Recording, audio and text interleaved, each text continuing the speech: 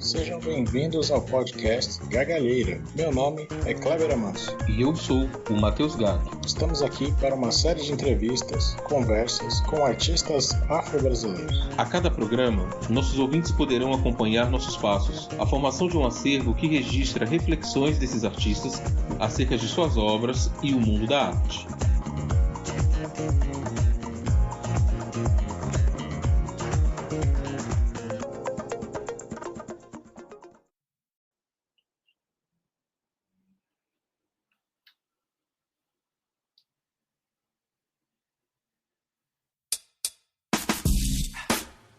Gargalheira Podcast.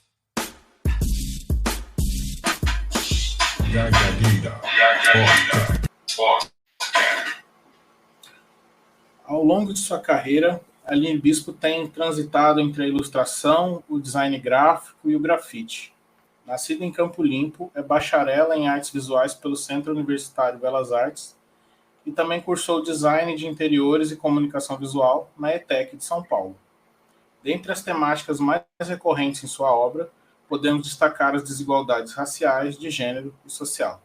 Seja bem-vinda, Aline. Obrigada, é um prazer estar aqui com vocês. Prazer te receber, Aline. A primeira pergunta que a gente gostaria de te fazer é justamente sobre essa relação entre a ilustração e a pintura.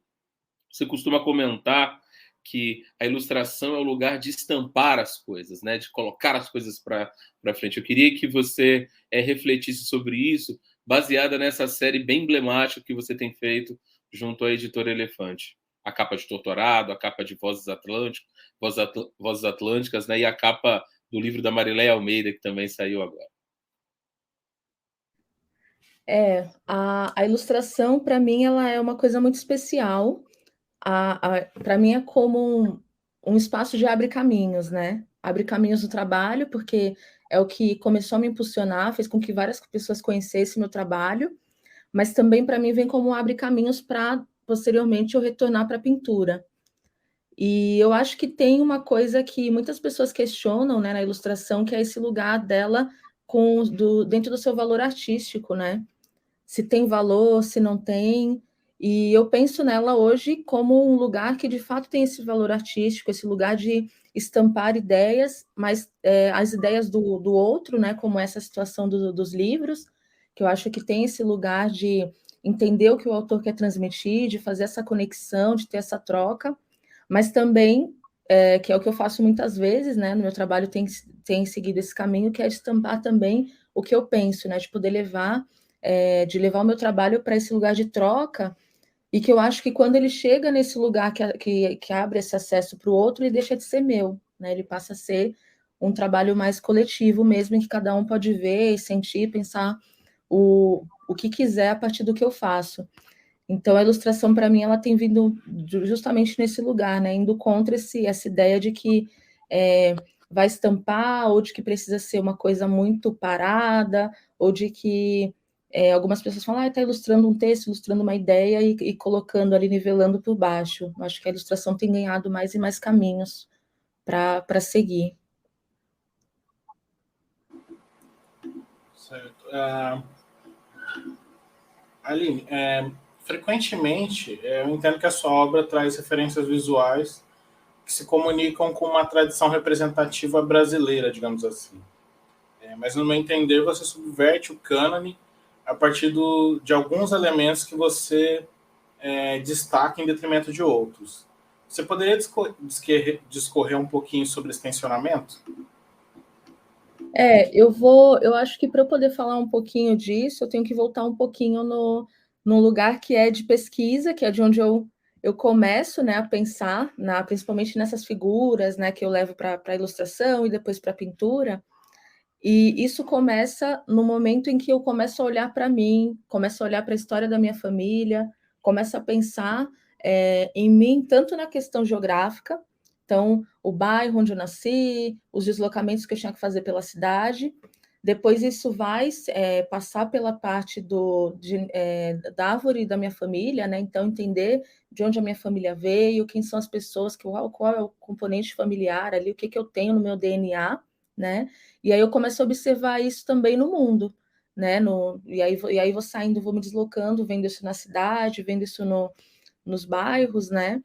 E aí eu começo a levar isso para o meu trabalho. Então, eu penso nesses componentes no campo dele, pensando nessas figuras, né? Então, esse lugar onde a gente pensa principalmente na pintura clássica, que tem um padrão específico de estudo, você tem uma forma de se trabalhar a pintura, uma forma de se trabalhar a pele, uma paleta específica, né? Que é estudada principalmente na pintura clássica. Então, eu acho que quando eu vou para a pintura, eu tiro um pouco disso, porque eu não sinto essa necessidade, quero poder contar a minha história, né? Sem ter essa obrigação de seguir essa história que já foi contada pelos outros com outro olhar. E na ilustração também. E na ilustração, uma coisa que para mim é muito importante é manter essas figuras sempre muito chapadas, essas figuras que não têm necessariamente só em alguns casos específicos, mas não tem esse traço, esse olho, o que compõe, né, esses traços físicos, né? Porque a ideia é que cada pessoa que veja, que ela possa se sentir parte daquilo ou não, mas que ela crie sem ter uma representação, como eu posso dizer, que está dentro dos padrões clássicos aí, que é sempre a representação das pessoas brancas e essa coisa mais tradicional. E quando eu penso nesses elementos aí do Brasil, né, trago isso também, é justamente por entender esse processo por cair nesse processo de pesquisa, né, e falar, de olhar e falar, tá, quem sou eu, de que começa quando eu me desloco pela cidade, né, saio da periferia e vou estudar nas regiões centrais, começo a pensar, poxa vida, por que é que eu preciso me deslocar tanto e outras pessoas têm acesso? Começo a entender por que algumas famílias de pessoas que estudaram comigo tinham acesso a algumas coisas e eu não. E aí eu olho, e aí eu começo também a valorizar o que tem na minha família. Né? Minha família é uma família que é da roça. Minha família é da região de Itaberaba, na Bahia. Então, minha família é uma família da roça, trabalhou muito tempo na roça. Então, eu tento resgatar também, né, essas coisas que estão tão afastadas da gente, né, principalmente quando o pessoal vem para São Migra, né, para São Paulo, né, vai se afastando, vai perdendo isso, e que são coisas tão importantes e que compõem, de fato, o que a gente tem, né, não só no DNA genético, mas, de fato, no dia a dia, né, manter essas tradições. E um pouco disso também tem dentro do que eu trago dentro da religião, né? Eu sou umbandista e muito das práticas, né, religiosas que nós temos também, eu tento levar para o trabalho, que é justamente olhar para trás, né? Buscar essas tradições e levar. E isso vai acabar saindo desse campo aí tradicional né, do que seria imposto, né? Então acho que tem não posso afirmar porque seria muita pretensão minha, mas eu vejo uma nova escola, assim, de vários artistas trazendo, né, esse olhar que não precisa dessa aprovação, sabe? Essa aprovação acadêmica incisiva ali para poder existir, não, ela só existe e é isso. Aline, quando eu fiz o comentário, foi pensando o seguinte, que frequentemente, quando a gente vai olhar a representação da população negra na arte que se produziu no Brasil, sobretudo se a gente for para as referências mais antigas, do Franz Pouch até os pintores do século XVIII, XIX, a gente vai ver a população negra representada como mancha, né? Como um sujeito que não tem profundidade. Você vê que os artistas frequentemente retratam a flora e a fauna com muito mais detalhe do que os corpos negros que estão ali fazendo aquele trabalho braçal. O que eu acho interessante do seu trabalho é que você dialoga com essa produção, não sei se intencionalmente, por isso a pergunta, mas, por exemplo, quando você... Estou olhando, o público não sabe, mas eu estou olhando aí para a sua ilustração, que acabou sendo a capa de Torturado, né, que está aí no seu ateliê. E é interessante como, mesmo com a ausência das faces das personagens, isso não é desumanização. Né? Você pega também esses elementos, sua pintura, né, sua obra de uma maneira geral, ela é muito colorida, mas a cor não está naquele lugar do exótico, né? Do maravilhoso, do europeu que vem para cá e coloca aquele novo mundo como um mundo a ser dominado, né? Isso também tem a ver um pouco com... Estou pensando também nos textos que você escreveu e etc. Então, eu gostaria de saber se você tinha essas referências, né? Esse desejo de fazer uma contranarrativa, conscientemente ou não, se você percebe isso na sua produção de uma maneira geral. Sim, eu percebo, mas eu acho que essa produção ela não foi inicialmente tão intencional, sabe? Eu acho que tem uma coisa quando você comenta sobre isso, né? Tem uma coisa assim que é pensar, né? Essa cor que é tão forte, que é uma cor que ela existe, é uma cor que ela é escura, por que ela não é notada, né? Eu lembro Gente, esqueci o nome dela. A menina que saiu do MS, gente. Enfim, tem que cortar. Mas eu lembro que a Renata Bittencourt, lembrei. Eu lembro que a Renata Bittencourt, ela fala sobre isso, né? Por que essa pele, que ela é tão... que ela é tão reluzente, ela é tão forte, por que ela é apagada, né, historicamente? Então, eu penso que quando eu reforço essa cor, e gradativamente isso foi acontecendo na minha vida, né? Eu fui levando isso para a produção. Então, eu acho que num primeiro momento eu não pensei nisso. E em Torturado, especialmente, foi esse impulso, né?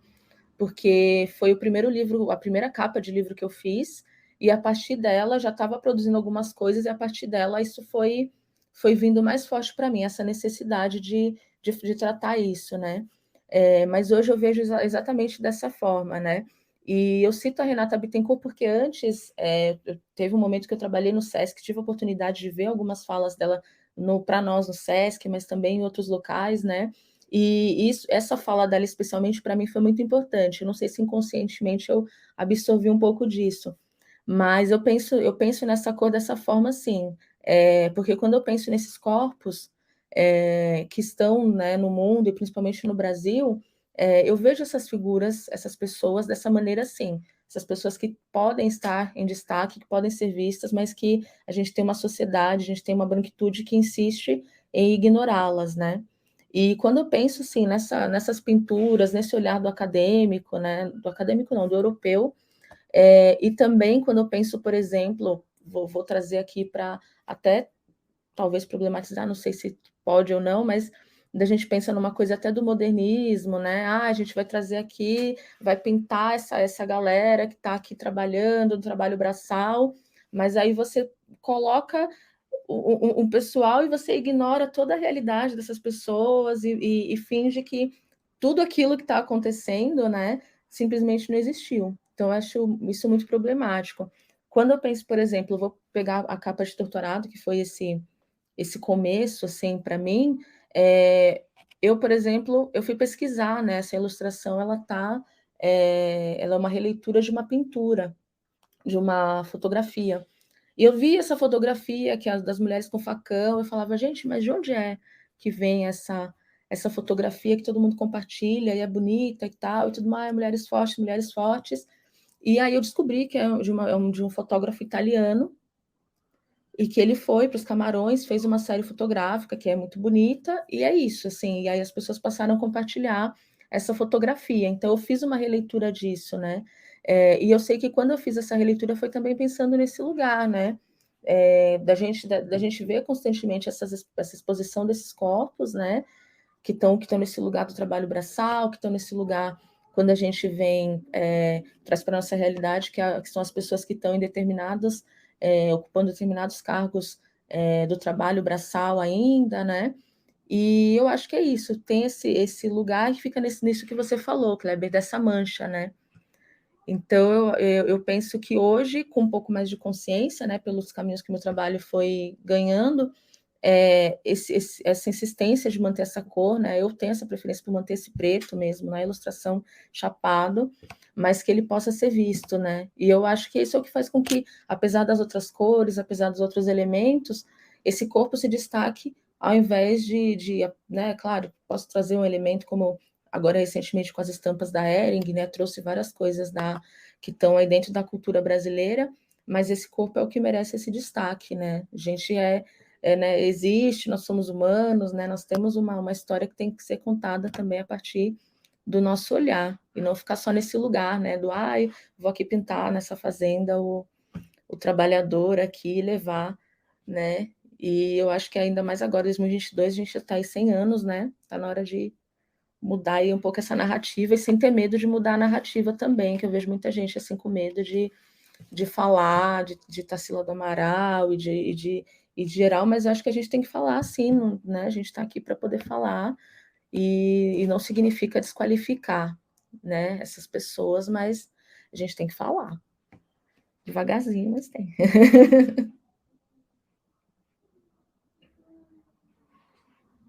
Outra ideia-chave que aparece no seu trabalho, Aline, que você já mencionou com outras palavras, mas agora eu vou dizê-la, que é essa ideia de ancestralidade, né?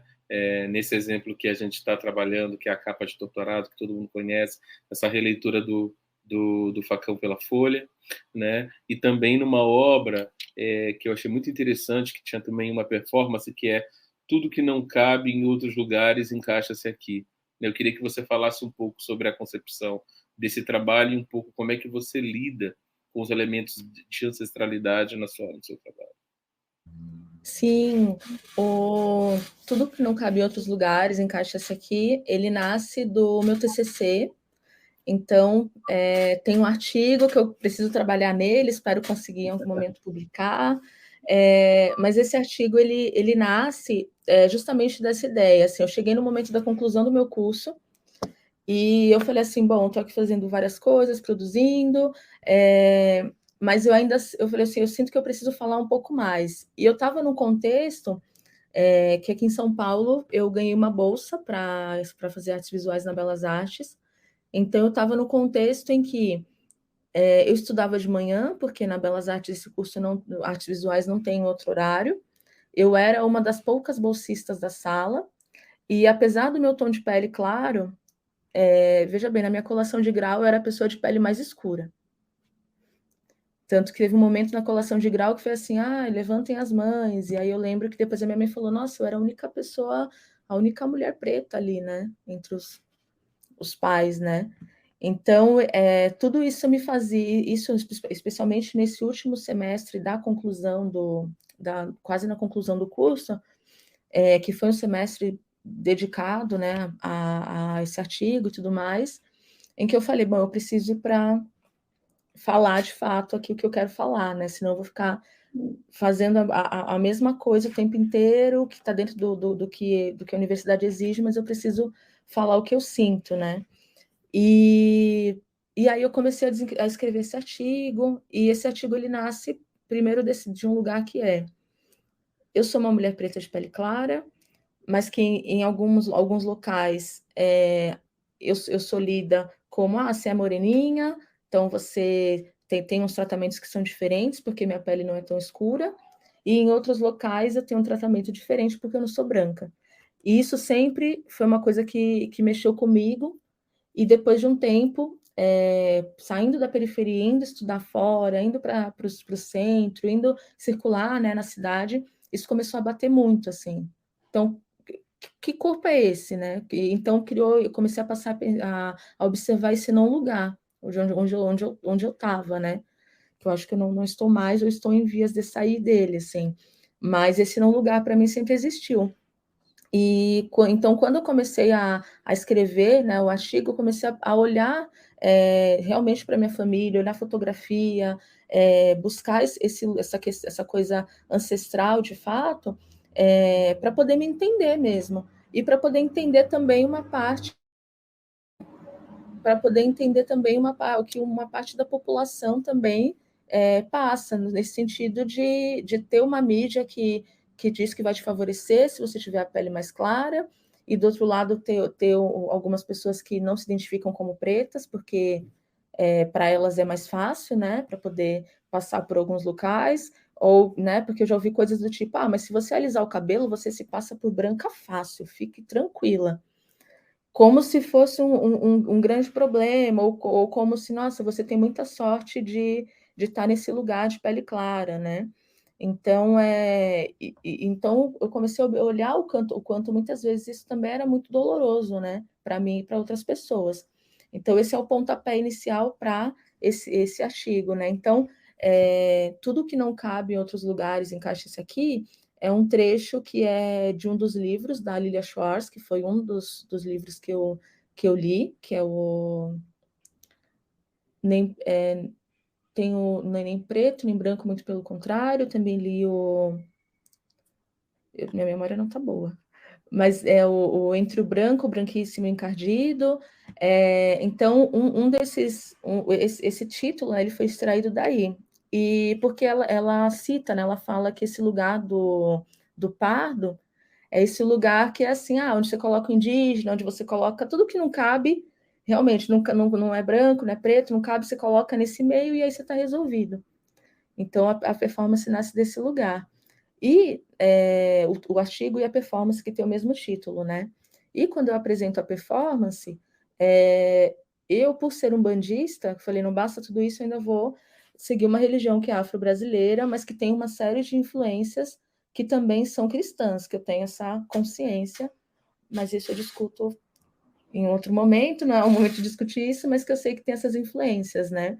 E nessa performance eu trago, eu busco essa questão ancestral, mas eu busco junto aos pretos velhos, porque, por exemplo, a Umbanda é uma religião brasileira, mas que ela ganhou um destaque, né? Ela passou a ser, né, pôde ser, como se diz, praticada, né, como religião, uma vez que um homem branco passou a incorporar as entidades. Então, isso é uma coisa que tem que ser discutida, né? E no meu terreiro a gente aprende que tudo bem, isso aí ela é instituída a partir disso, mas você tem uma linhagem de pretos velhos que vieram do continente africano para cá e trouxeram o orixá. Então a gente precisa olhar para essa ancestralidade independente desse lugar que a gente está hoje. E quando eu transfiro isso para mim e para pessoas que têm esse mesmo tom de pele, que estão nesse não lugar também, eu vejo dessa mesma forma. A gente está nesse não lugar, que é essa pele que tem essa cor mais clara, mas que tem uma ancestralidade que veio do continente africano e que continua até hoje fazendo com que a gente passe por diversas coisas, porque a gente sabe que a gente tem um passado escravocrata, né?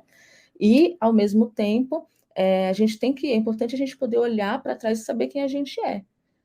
A gente entender por que a gente é tratado de uma forma, por que a gente é tratado de outra, também não saber até onde a gente pode ir, porque tem pessoas que têm a pele mais escura, que têm outro tipo de cabelo, que vão passar por outras coisas que a gente sabe que não vai passar, né? Então, esse lugar da ancestralidade, para mim, ele está em tudo isso, desde a parte, desde o campo espiritual, que para mim ele está muito atrelado em tudo que eu faço, mas também nesse lugar de olhar para minha família, de olhar essas histórias, né? Olhar para quem veio antes, assim. Eu penso na ancestralidade como se espalhando mesmo em tudo que tá, né? Que veio antes de mim, né? Antes de eu pôr o pezinho no chão, tudo que veio antes eu vou buscando e vou trazendo.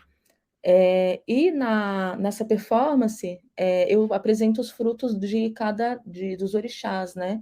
Então, no xerê de 16 orixás, eu apresento esses frutos, né?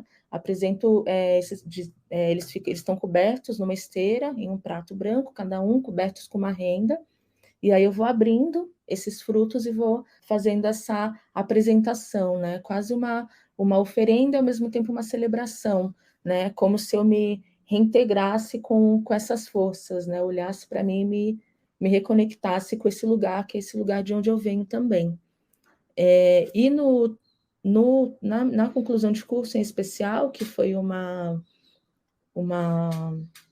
performance que foi para essa conclusão, eu entreguei algumas cocadas, porque a cocada, assim como a tapioca, assim como o cuscuz, né, eles são alimentos que estão nesse lugar, que a gente sabe que nasce de um lugar que você tem uma mão que produz aquilo, mas que é uma mão que é a mão da roça, que é a mão do trabalhador, que é a mão de quem foi escravizado, mas que hoje a gente tem aí como artigo de luxo, né? Que é vendido com valores super caros, valores super absurdos, e que saem totalmente da história, né? De fato, dessas coisas, e que é comida, né? A gastronomia também tá na nossa história e também está nesse lugar ancestral. E aí essas cocadas que eu entreguei, elas tinham frases que eram frases de referências que eu li, né, para poder construir o artigo. Então, tinha desde Abdias Nascimento até, enfim, frases de racismo científico e que falavam sobre essa questão da miscigenação no Brasil também.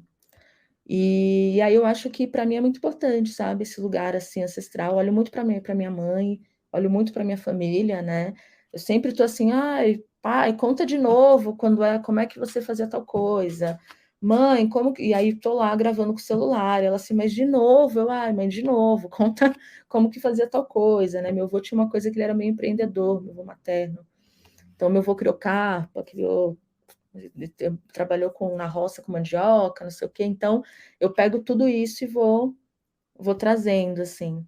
Tudo isso faz parte. Eu queria te perguntar uma coisa que envolve um pouco a posição do artista negro. Quando você fala de si mesma, você fala, apesar de eu ter a pele mais clara, aconteceu uma tal situação, ou seja, é uma questão para você o fato de você ser uma artista que se coloca como negra e ter a pele mais clara. E eu queria entender como é que você se confronta com isso, na hora de produzir, na hora de se expor, na hora de se relacionar com o público, né, e com as pessoas que leem, que veem teu trabalho. Olha, que pergunta. Às vezes eu tenho algumas questões, porque eu tenho algumas memórias que são com pessoas brancas, porque, por exemplo, eu fui entender, eu sempre ficava assim no lugar, eu sou morena, sou morena, sou morena. E aí eu fui entender esse lugar de, não, você não é morena. Eu fui entender isso passando por situações de racismo. Então, de racismo, claro que não foi como outras pessoas, né? Mas de racismo em relacionamento, de racismo em espaços de trabalho.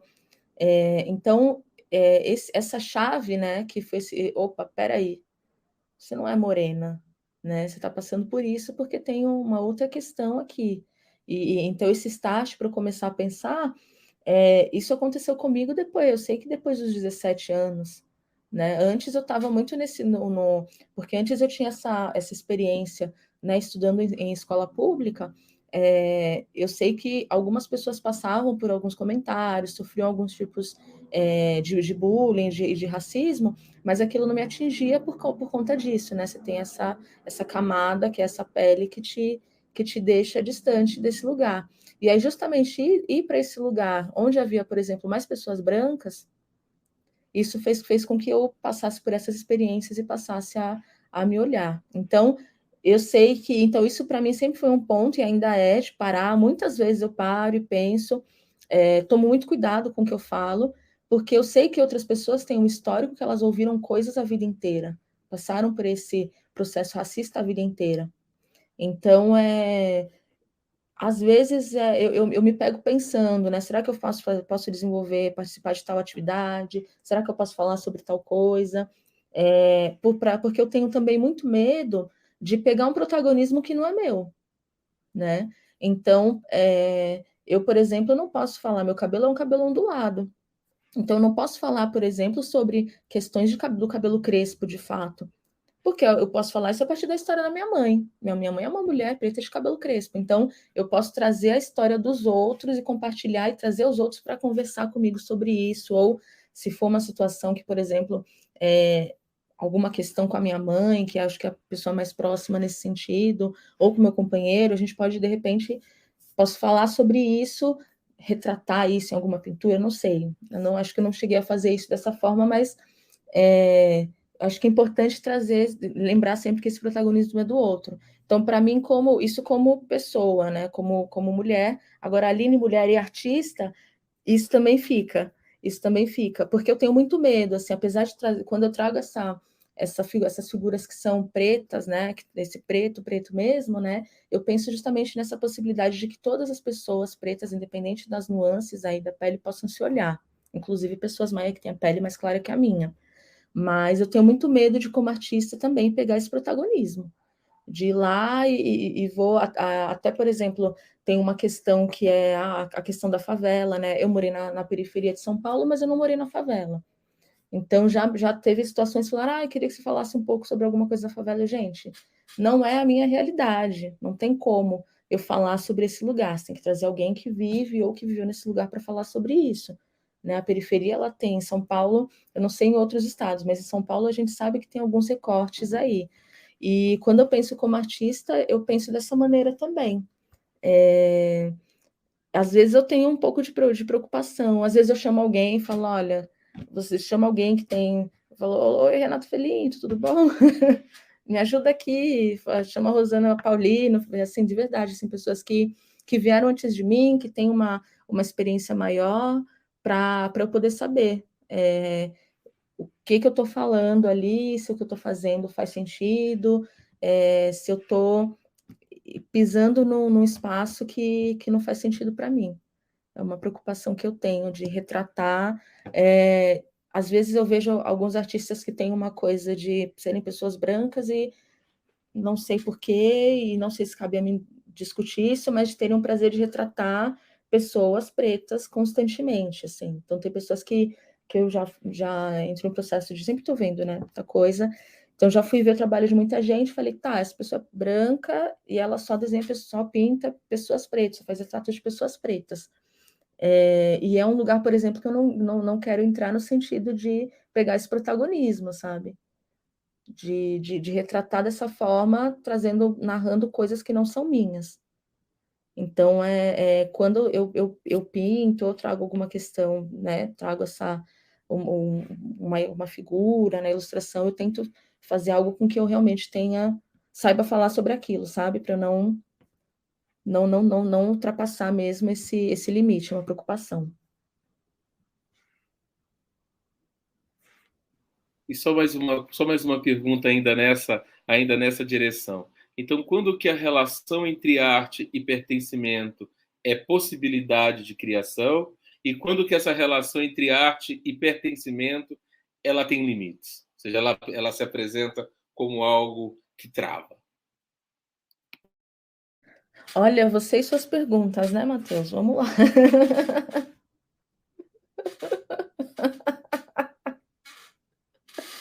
Ai.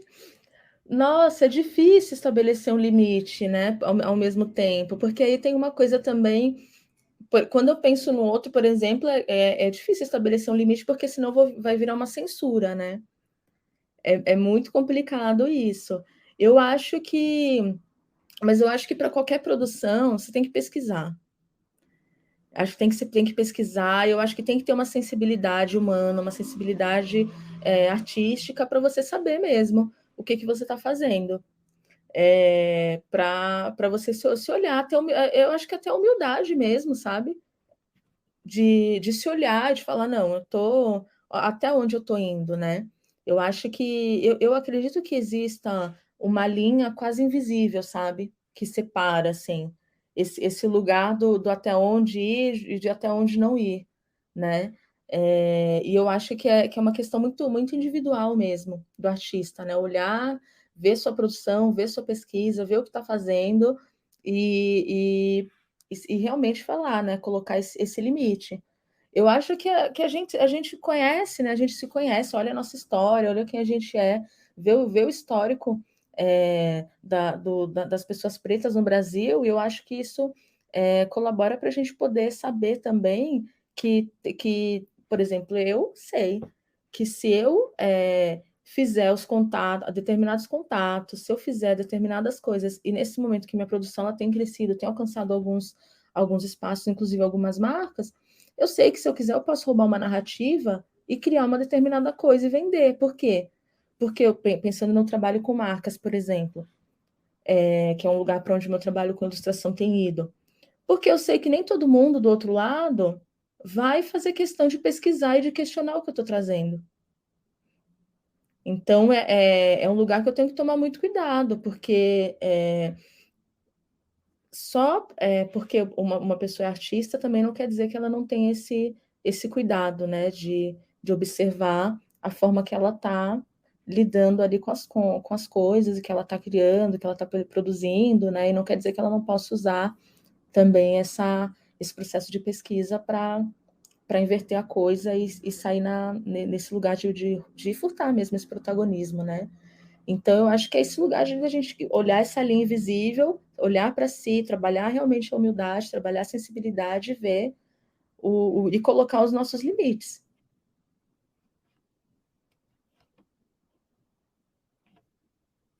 Aline, bom, já que você falou um pouco sobre a relação com a sua mãe, como pessoa negra mais próxima, a gente sempre gosta de saber de onde vem o interesse, né, dos artistas e das artistas negras por arte, né?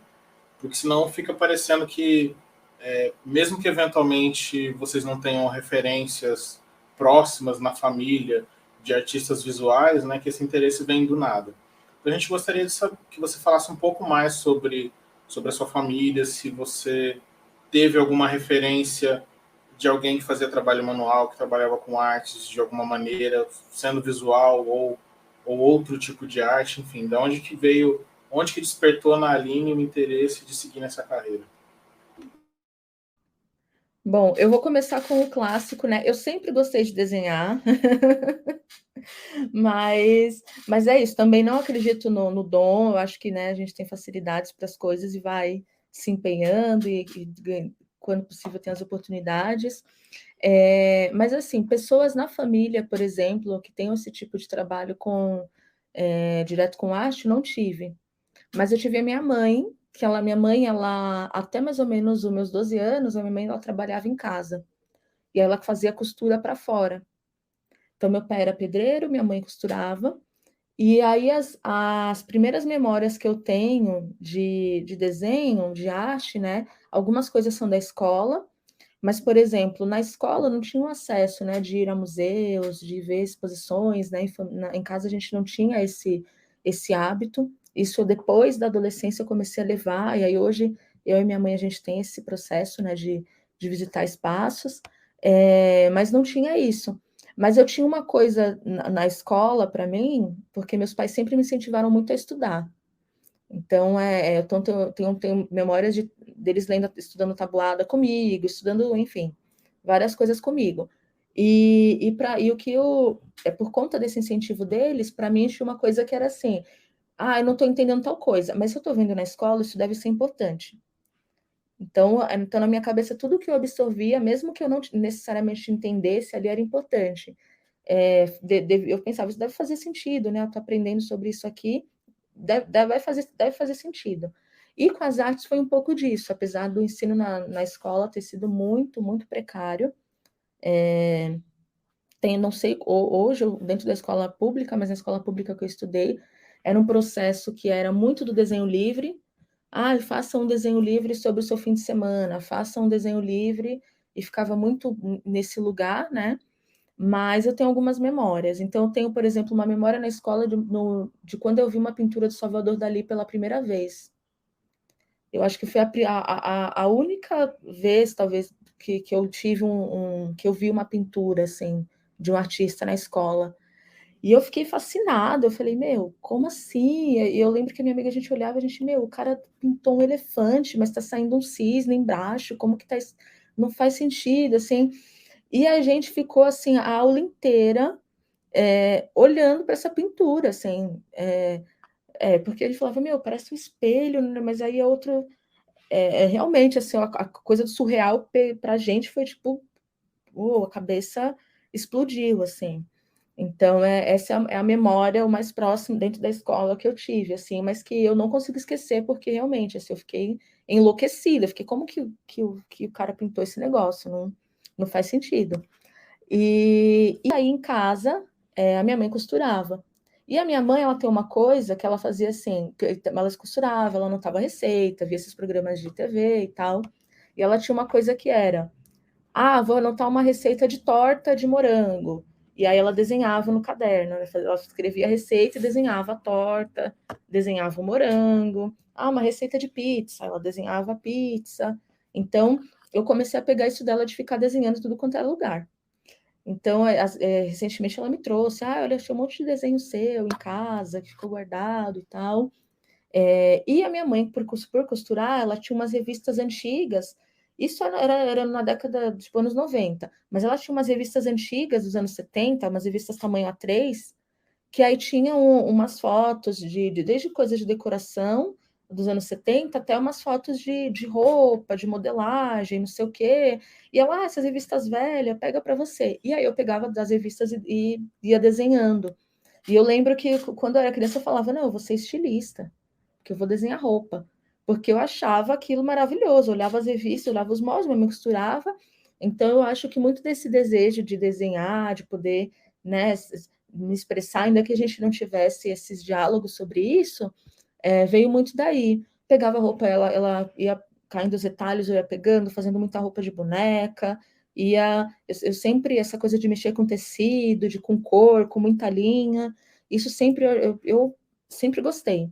Assim, às vezes eu adoro entrar em loja de tecido e às vezes gente, eu não sei costurar, mas eu adoro ir em loja de tecido, ficar olhando tecido, assim, é uma coisa que eu gosto para mim é muito prazerosa, acho que volto um pouco para esse lugar, mas esse primeiro momento ele começa aí, e aí eu vou desenhando, e aí quando eu volto para isso, né, depois do ensino médio, que aí eu descobri um lugar que tinha oficina de grafite, e eu falei, bom, eu desenho, né? Nunca tive oportunidade de fazer nada, mas eu tenho e assim, tive alguns cursos que eu fiz em ONG, né? Então sempre era a pessoa, desenho cartaz.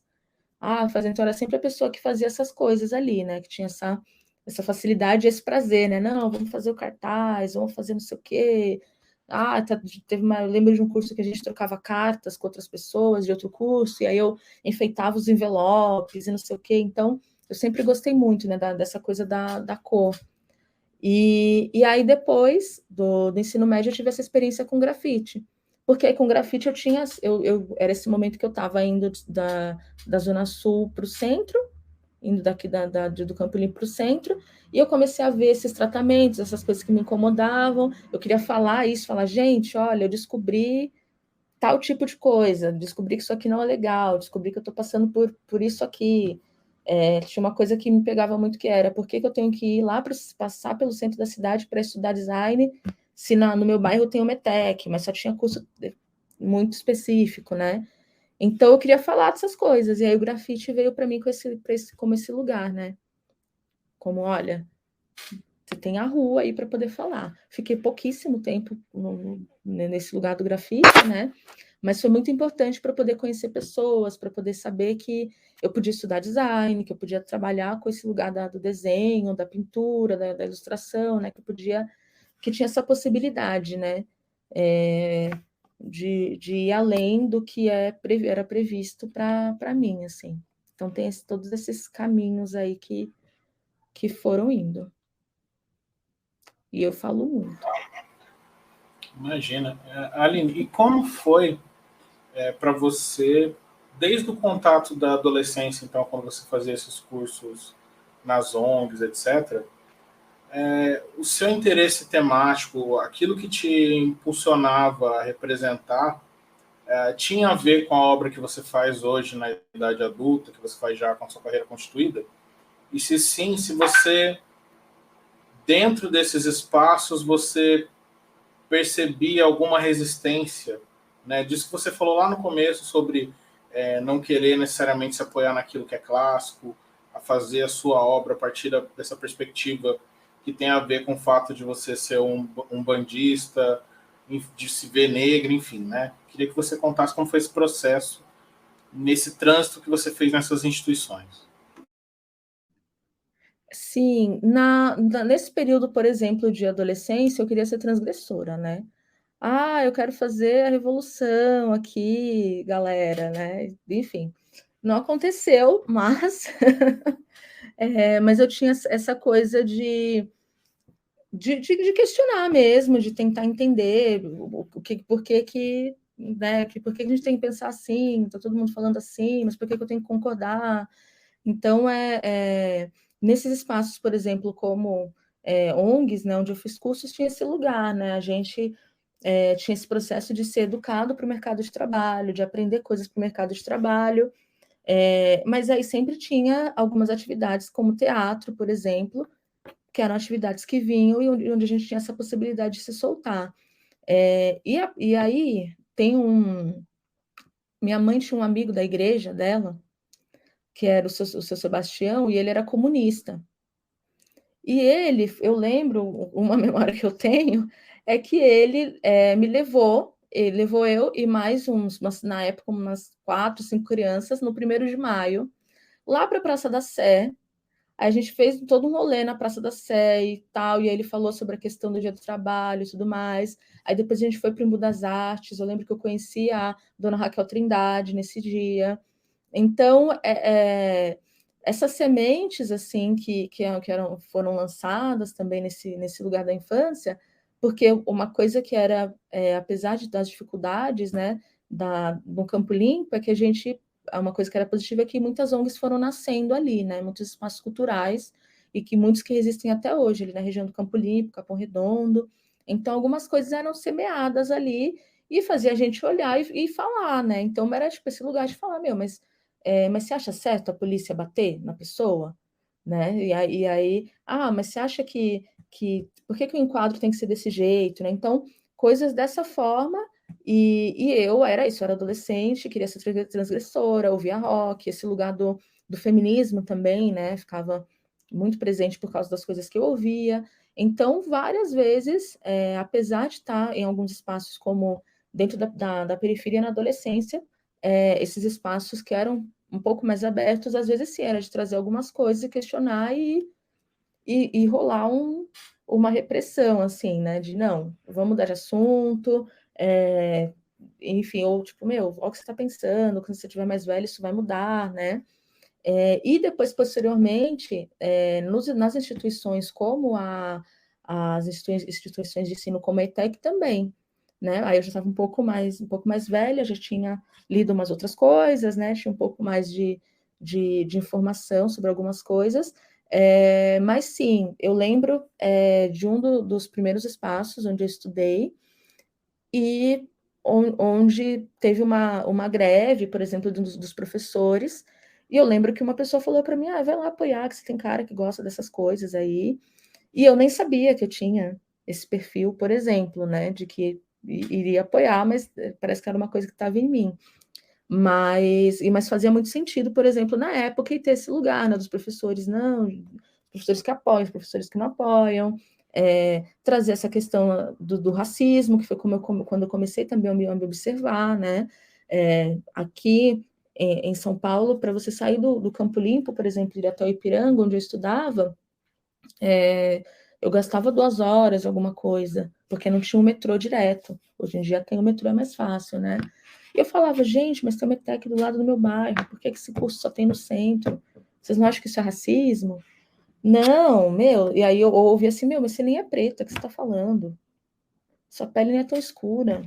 Para de ficar trazendo isso para cá, não faz sentido isso ser discutido aqui. E depois, posteriormente, quando eu fui estudar comunicação visual, isso mudou. Isso foi mais ou menos uns 3 anos depois, e algumas coisas também estavam sendo mais discutidas. Então, já tinham pessoas que eram mais novas que eu também.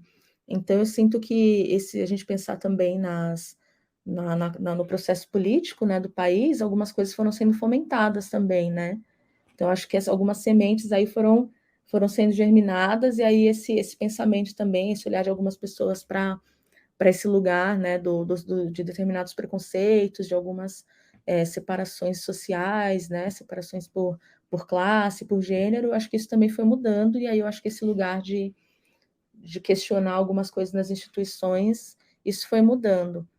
Mas, apesar disso, também na universidade, eu lembro que, apesar de estar estudando artes visuais, quando aconteceu o golpe contra Dilma, houve um silêncio, assim, né? Houve uma pressão também, e os professores não podiam falar sobre isso, né? E eu lembro de estar e falar, gente, a gente precisa falar sobre o que está acontecendo no país, né? A gente está estudando artes, e é isso que a gente vai fazer a partir daqui, né? E e nada se fez, né? Eu não sei como isso é nas universidades públicas, como isso acontece, né? Mas eu sei que na universidade onde eu estudei, o ensino particular, não havia espaço para esse tipo de discussão naquela instituição. Então, não houveram manifestações de alunos contra, inclusive, né, no período do golpe, mas isso, foi contido e não se discutia, né? E eu, pensando no espaço universitário, tem que se discutir, né? A gente está nesse país, as coisas estão acontecendo. Então, ao mesmo tempo que eu sinto que esse lugar da Aline adolescente, um pouquinho mais velha, que discutia as coisas, que estava ali descobrindo, foi para esse lugar onde teve essa possibilidade de, opa, vamos conseguir conversar. Isso a gente acabou também dando um passo para trás em alguns lugares, e eu sinto, né, esses últimos anos, aí a gente está dando vários passos para trás também.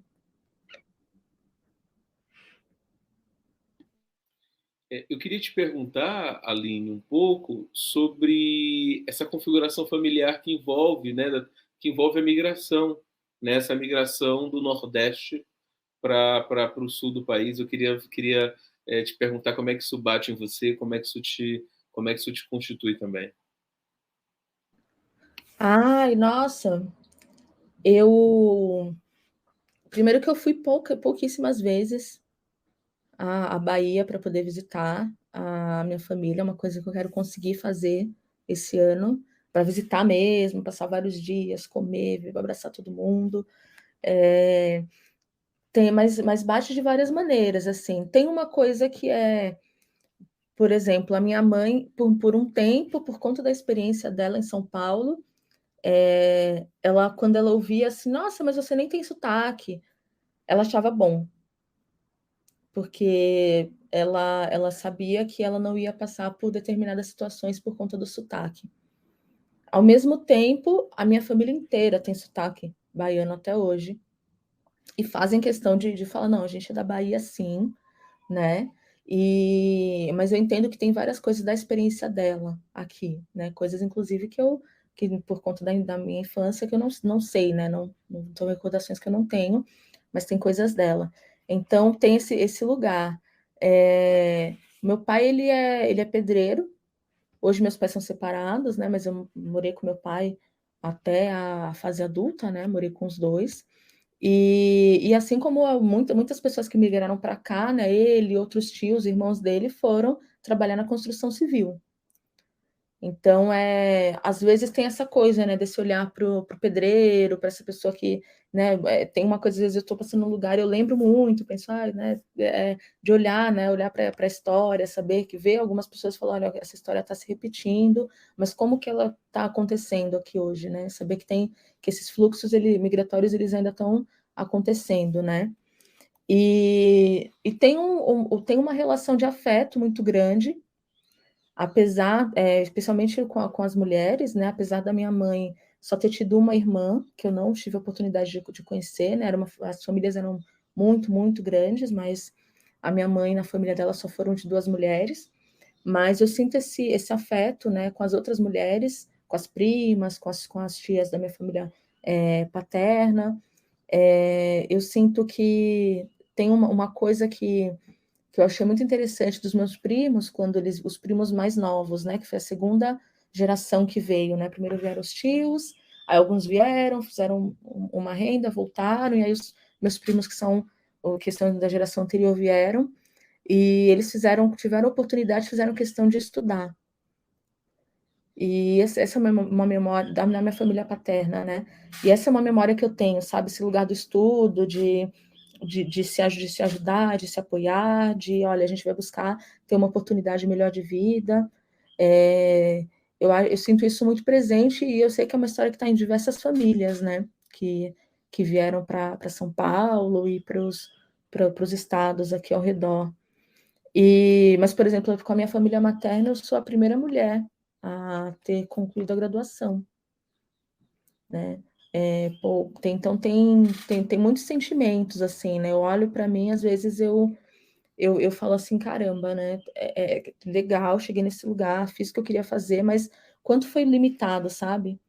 Das pessoas que vieram antes de mim, quanto que foi podado, quanto que quantas pessoas puderam, enfim, falar, olha, eu tenho um sonho e eu quero seguir com isso, assim. Então, esse sentimento, assim, muitas vezes eu tô bem, tô grata, fazendo as coisas e tal, mas aí me bate um pouco, assim, sabe? Eu me pego pensando, assim, quanto que foi tirado dessas pessoas para que eu pudesse ter essa oportunidade que eu tenho hoje. E aí, ao mesmo tempo, eu me vejo nessa obrigação, sabe? Não sei se honrar isso é a palavra, sabe? Mas me vejo nessa obrigação de estar nessa luta mesmo, de valorizar assim, esse lugar, porque eu sei que muita gente perdeu muita coisa nesse trajeto, né?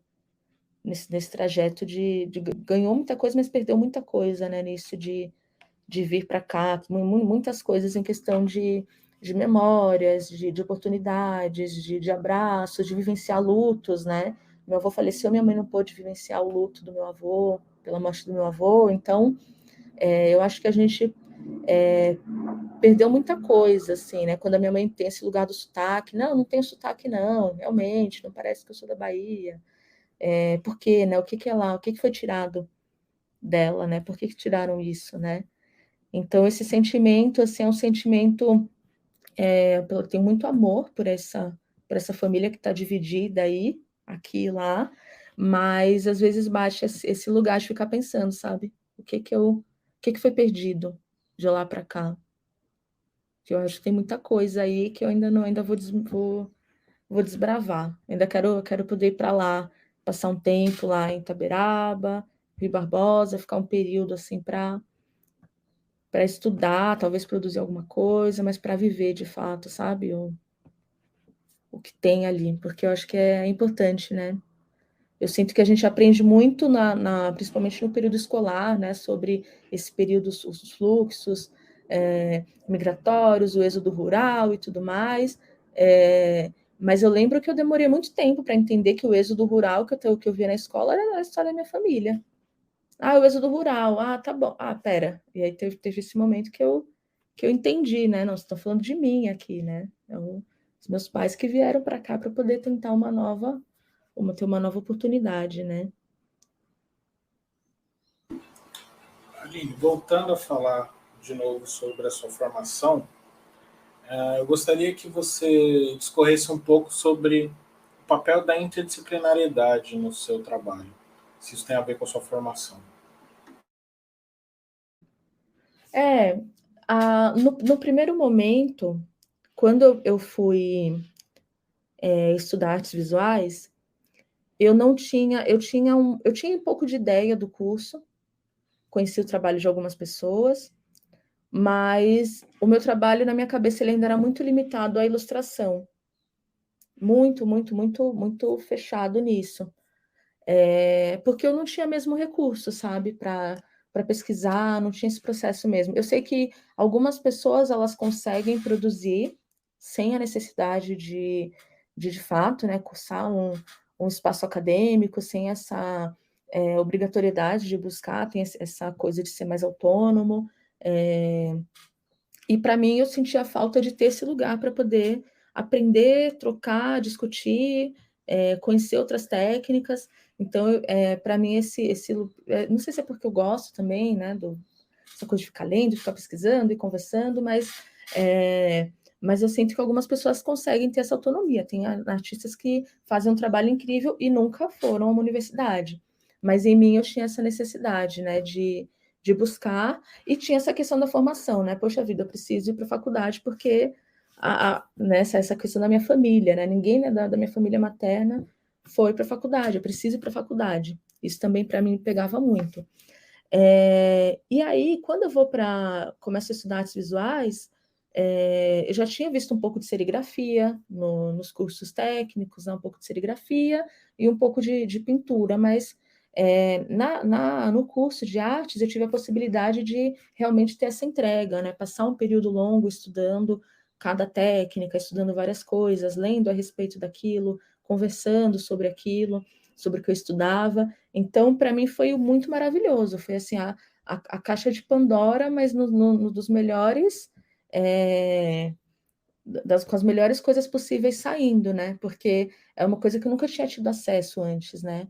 Eu lembro que quando eu estudei gravura em metal, era uma coisa que era, gente, como isso aqui é difícil e tal, e eu lembro que eu consegui, eu lembro que eu saí do emprego que eu estava, consegui me organizar com a minha mãe e consegui tirar um período ali de meio semestre para só fazer aquilo da minha vida, que foi uma entrega, assim, constante para poder estudar gravura em metal. Eu nem trabalho com gravura em metal hoje, não sei se um dia eu vou voltar a trabalhar, mas, assim, foi um período muito importante, sabe? Ter essa possibilidade de conseguir um momento da minha vida ali me entregar para isso. Serigrafia também, não trabalho com serigrafia hoje, mas foi muito, muito prazeroso. E eu acho que a universidade, ela veio para mim como esse local, sabe? De possibilidades de entrega, de estudo, né? E de ver esses caminhos aí possíveis. E eu me vejo como uma pessoa muito múltipla em tudo, assim. Eu acho que nós somos. Eu acho que durante a adolescência eu fiquei tanto tempo tentando ficar nessa coisa de eu sou roqueira, que aí depois, quando eu vi que estava tudo bem, de eu fazer o que eu quisesse, ser o que eu quisesse, ouvir o que eu quisesse fazer, falar o que eu quisesse, que me libertou, assim. E eu gosto muito dessa possibilidade, sabe? Da gente poder fazer de fato o que a gente quiser fazer, estudar, experimentar, se não deu certo, tenta outra coisa. Então, eu vejo esse lugar múltiplo no meu trabalho vindo dessa forma. E aí, quando eu comecei na graduação, comecei a falar sobre ilustração, eu ouvia um pouco de a ilustração não é arte, né? A ilustração é só para ilustrar um texto, não sei o quê. E aí eu ficava, nossa, né? Então eu preciso caminhar. E depois, assim, viu, não, pera, a gente consegue fazer muita coisa a partir daqui, sim. E aí também foi libertador, saber que eu podia fazer outras coisas, né? Acho que para mim o momento que foi muito importante para poder como se cristalizar, usar essa palavra, isso foi no momento da conclusão do curso, né? Que eu fui para performance. Porque foi até engraçado, porque algumas pessoas que estudavam comigo, elas falavam, gente, eu pensei que você fosse concluir o curso com pintura, não sei, fazer alguma ilustração nesse sentido, você foi para performance, como assim, né? E então acho que esse momento de experienciar várias coisas, ter essa oportunidade de conhecer, de estudar várias coisas, e depois olhar e falar, não, eu preciso dar esse movimento aqui, para a partir daqui eu poder ter a liberdade de fazer o que eu quiser, eu acho que isso foi muito importante, né? E aí eu penso que quando eu faço um texto, teve um texto que eu fiz no comecinho da pandemia com o trabalho do IMS, que foi um texto, era com ilustração, mas tinha um texto também. Então eu penso que quando eu vou fazendo tudo que eu vou fazendo está dentro desse lugar, né? Desse recorte múltiplo aí. Eu acho que a gente pode fazer várias coisas, e ao mesmo para o meu trabalho, né? Quando eu penso na ilustração, depois, né, tive a oportunidade de levar esse trabalho para o tecido, para as estampas, né? Foi esse lugar também de pensar nesses espaços múltiplos, assim. Eu valorizo muito o trabalho de quem escolhe trabalhar com uma única linguagem.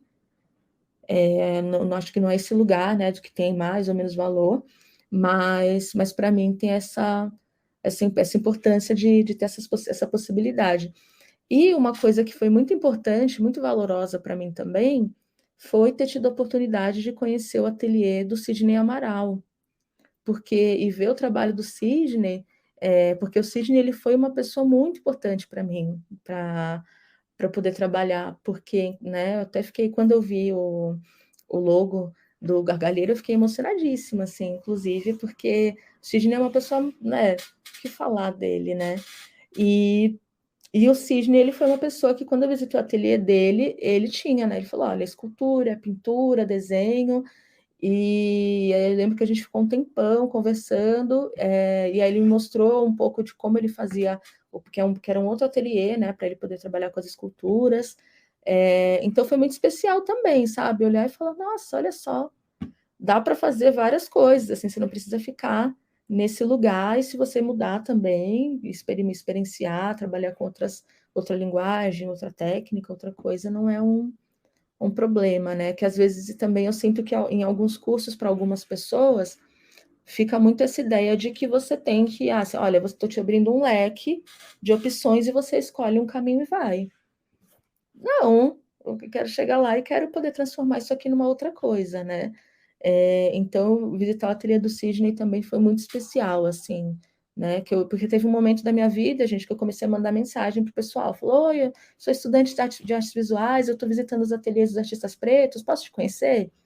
E aí recebi, assim, silêncio. Sim, e aí foi acontecendo, fui visitando aí as pessoas, assim, dando um oi, indo lá, conhecendo, foi importante. Eu queria te perguntar justamente sobre isso, fazer uma pergunta em duas partes. A primeira ainda sobre o teu período universitário, quais foram as referências que estavam lá que te funcionaram muito para o tipo de trabalho que você desejava criar? Essa é uma. E a segunda é justamente isso. Quais foram os ateliês que se abriram, com quem você dialogou, as pessoas que você conversou? Você mencionou o Sidney e a gente queria saber as outras pessoas que apareceram nesse percurso. Eu tenho uma memória de um momento que me impulsionou muito, que foi uma exposição da Pinacoteca, que era o centenário, deixa eu ver se eu lembro o nome da exposição, mas era com artistas afro-brasileiros na Pinacoteca. Não lembro agora o título da exposição, mas eu lembro que essa exposição ela foi muito importante, porque eu cheguei na Pinacoteca, ela teve a exposição, né? Aconteceu, durou mais ou menos uns 3 meses, durou um tempo assim bom. E eu lembro que a Pinacoteca organizou, se eu não me engano, 4 finais de semana, com fala de vários artistas que faziam parte da exposição.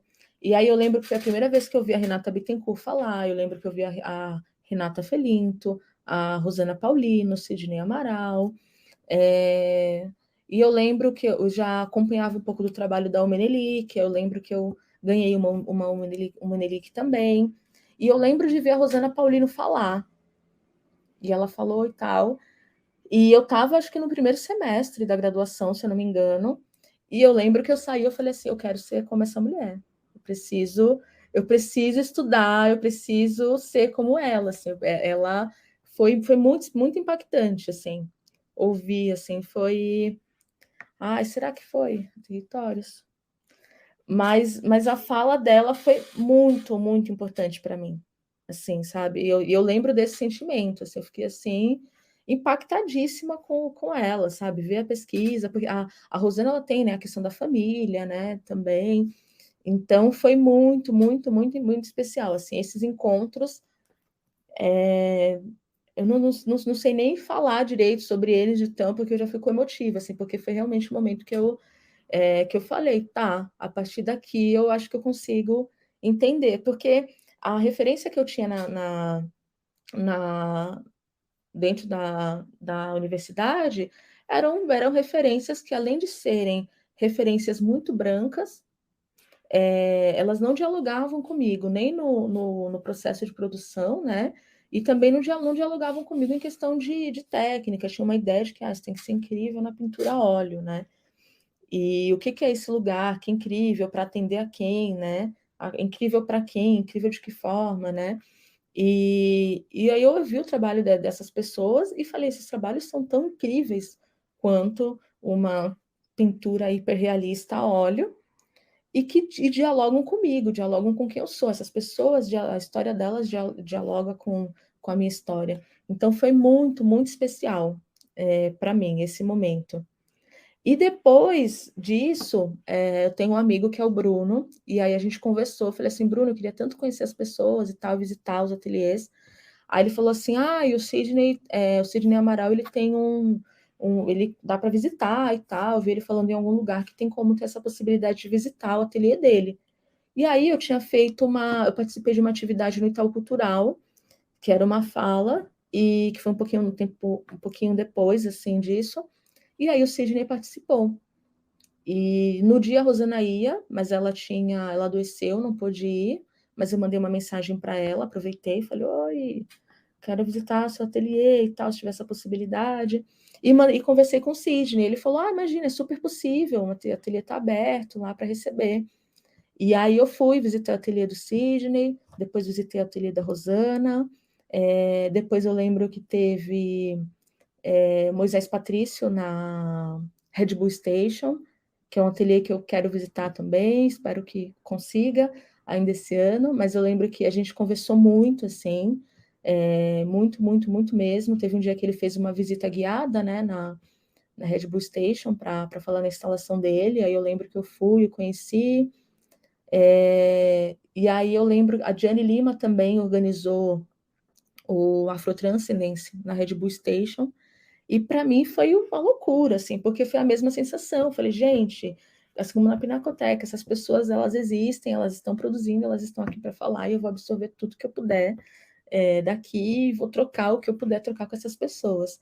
Então, também foi um momento que eu conversei com a Diane, conversei com outros artistas ali, e fui perdendo um pouco desse medo, né? Porque tem uma coisa que o Matheus perguntou, e que me pegava, principalmente nessa época, que era esse lugar, né? Olha, eu tenho a pele clara, como que vai ser trocar com essas pessoas, né? Como que elas vão mostrar, que elas vão olhar para mim e vão achar que eu estou tentando me apropriar de uma coisa aí que não é minha, e ao mesmo tempo me fez entender que a gente sabe também quem é branco e quem não é, né?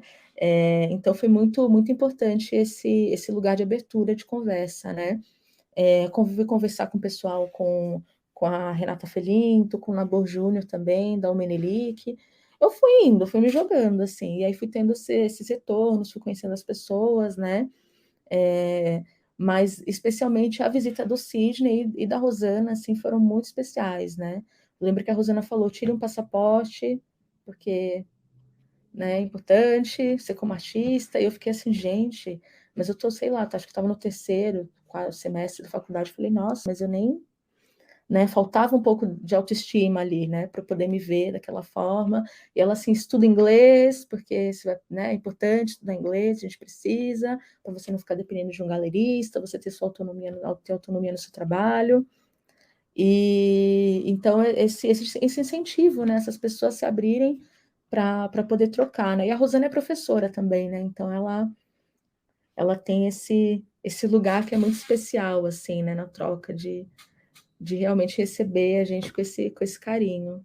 E o Claudinei também foi, né, como curador e como artista, foi muito especial também, especialmente no ano passado, que ele fez a curadoria da minha exposição, e a gente trocou muito, muito, muito, muito, muito, e foi uma pessoa com quem eu fui aprendendo muito, assim, e tá nesse lugar, né, de, ai meu Deus, eu admiro o trabalho das pessoas, mas tenho que me conter aqui, e, né, eu falo que até hoje eu vejo a Rosana Paulina, eu fico muito nervosa, ela vem falar comigo e eu fico assim, fico meio me escondendo, assim, ela é muito difícil para mim, mas eu gosto muito dela, e é por isso que é muito difícil para mim, eu sempre fico muito tensa, e ela fica, tá tudo bem? Tá tudo ótimo, a voz afina, assim, é muito difícil para mim, mas depois dá tudo certo.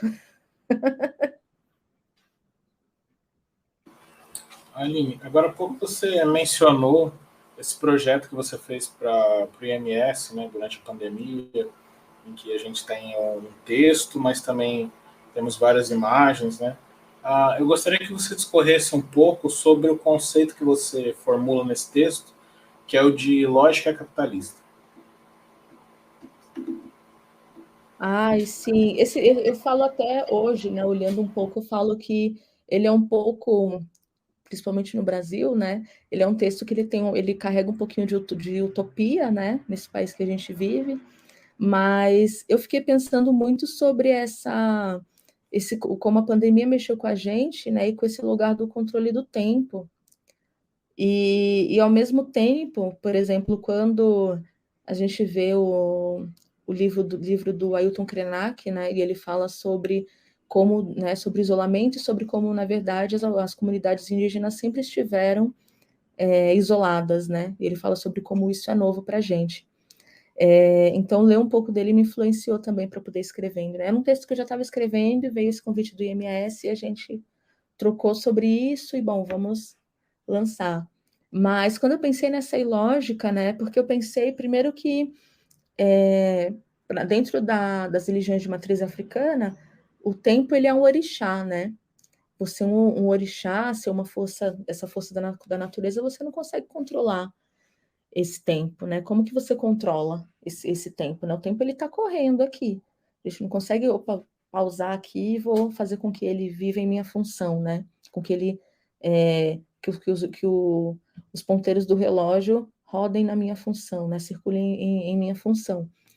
E quando eu penso nesse lugar dessa lógica capitalista, né? Eu fiquei pensando muito sobre esse lugar, né? A gente pensando no Brasil, especialmente esse momento de pandemia, com tantas pessoas que tiveram, que poderiam ter tido a oportunidade, sim, de ficar em casa, porque a gente sabe que se a gente tivesse tido uma gestão de qualidade, uma gestão que pensasse de fato nas pessoas, as pessoas poderiam ter recebido um auxílio emergencial de verdade, que as auxiliasse de fato. A gente sabe que a gente podia ter tido uma preocupação, inclusive de diversas empresas, né, para que essas pessoas se cuidassem, né, mas o outro contraponto era, não, vai lá e trabalha, vai lá e faz a roda girar, né? E aí, como que você quer agir contra o tempo, né? Você precisa fazer com que esse tempo ele vire para você poder ganhar tanto dinheiro, né? Que esse lugar do humano ele fica sendo deixado de lado. Então, quando eu penso nesse lugar dessa lógica capitalista, né? Porque ela é lógica para quem, né? Além de quem está realmente ganhando muito, muito, muito dinheiro, né? Porque no dia a dia, para as pessoas que estão saindo de casa e pegando ônibus, pegando metrô, se contaminando, voltando para casa e passando sem ter essa possibilidade, porque a gente fala fica em casa, mas a gente sabe que não é todo mundo que tem essa possibilidade, né, de ficar em casa, justamente por conta desse mecanismo, né? Então, assim, como que a gente exige isso, né? Como que a gente não pensa nesse lado humano? Então, eu penso como uma ilógica mesmo, né? Eu penso nessa roda que ela fica girando, mas em função de quem está detendo mesmo esse dinheiro todo, porque os outros 90% ficam aí fazendo a roda girar, mas não tem, de fato, esse lucro e não tem também esse valor, né? Esse valor humano para a sua própria vida, né? Então, eu pensei muito partindo desse lugar, né? Claro que eu escrevi estando na minha casa, né? Tendo a possibilidade de trabalhar, sabendo que, né? Inclusive de pensar sobre isso, porque eu sei que a maioria da população sequer teve essa possibilidade, né? E muita gente perdeu muita coisa, né? Nesse período por conta justamente desse mecanismo, né? Então, eu não consigo pensar que esse mecanismo é um mecanismo lógico, ele é ilógico, ele só funciona em função de e que, com certeza, a maioria das vezes vai ser um homem branco, rico, heterossexual, e que, sabe, tá tranquilo ali, pagando a sua empregada doméstica para fazer suas coisas, né? Então, eu vejo esse lugar dessa lógica aí, desse gira, gira, gira, e só favorece no fim das contas.